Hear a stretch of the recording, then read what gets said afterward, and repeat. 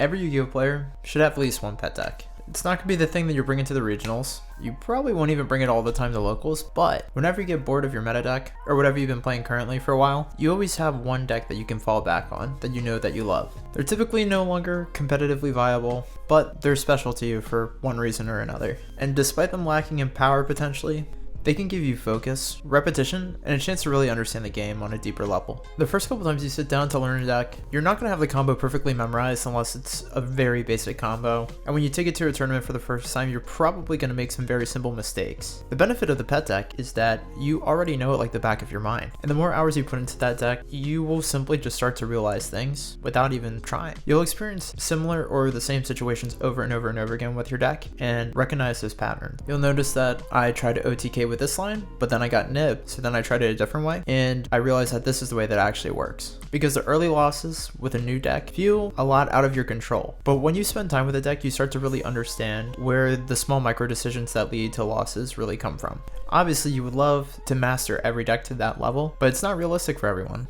You don't really learn a deck by playing it once. You learn it by running into the same problem over and over and over again. That's just the first level to it. Spending time really understanding your wins and losses will develop your fundamental skills as a player, which will eventually translate to other decks that you play. You can start to look at your pet deck as what your win and lose conditions are, what the general game plan is and how you need to adapt it given the matchups, how you can change sequencing to play around certain hand traps, as well as potential board breakers, and managing your resources properly. You'll start to pick up on the fact that while your build of the deck worked in this format specifically, the same list won't work exactly the same next format. And something like that is pretty obvious on the surface. Decks change in the format, non-engine changes, but spending time with it really allows you to deeply understand what's going on. That in turn develops your deck building skills as a player. Understanding when certain ratios are necessary, changing up non-engine, maybe it's changing the searchable trap card at the end of your combo, or maybe it's not playing them at all. Spending time with the deck allows you to understand what works and what doesn't work, and you can't get that by switching from deck to deck all the time. At that level, you're not really even thinking about your deck, you're thinking about the game itself. Getting better at the game and practicing your fundamentals definitely increases your chances of winning, and winning with any deck feels nice. But when you win with your pet deck, something about it feels special. There's probably a multitude of things that go into why it feels special, but I think it can largely be summed up into ownership. It's your deck. It's probably someone else's deck to them too, but to you, it's your deck. You spent infinite hours with it, you've changed it a million times, you've put a lot of work into developing it to the point where you can win consistently with it. Even the losses that you took with that deck to get to the point where you're at now, it's all there within that deck. Those small consistent wins help build your confidence as a player and have a more positive connection to the game. For a long time,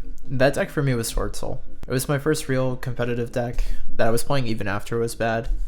And looking back at it, now that I've become a better player, I was super bad with it. That being said, my new pet deck now is Memento, and honestly the deck is still like decent.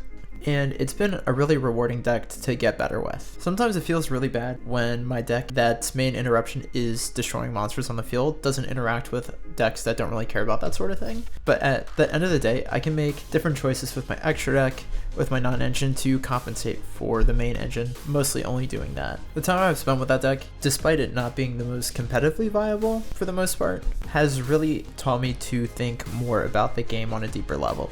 And winning with it at locals feels cool. It feels rewarding. It genuinely feels like I did that.